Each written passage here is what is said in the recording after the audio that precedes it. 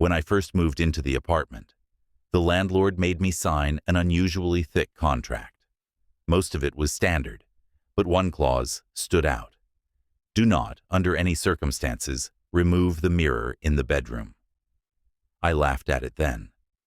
Old buildings always had quirks, right? Still, the mirror was unsettling. It wasn't bolted to the wall, but built into it. Tall, framed in dark wood, with glass that seemed just a bit too reflective.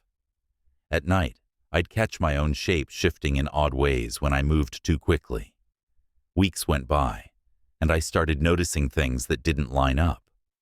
When I set my phone on the dresser, sometimes I'd see it in the mirror, but not in real life.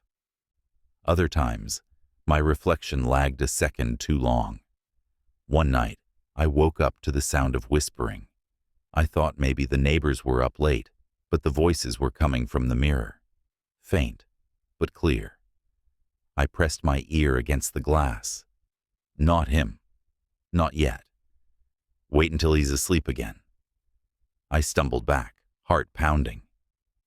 The next day I went to the landlord. He looked tired, older than when I signed the lease. When I told him about the voices, he just shook his head. "You'll get used to it," he muttered. "They always try to reach the living one." That night, I couldn't take it anymore. I grabbed a hammer and pried the mirror from the wall. Behind it was another room, narrow, dust-filled, with just enough space for a person to stand. And there was a person. He looked exactly like me. Same face, same clothes. His eyes were wide and bloodshot, and his mouth hung open like he'd been screaming for years. Before I could move, he stumbled forward and pulled me into the wall.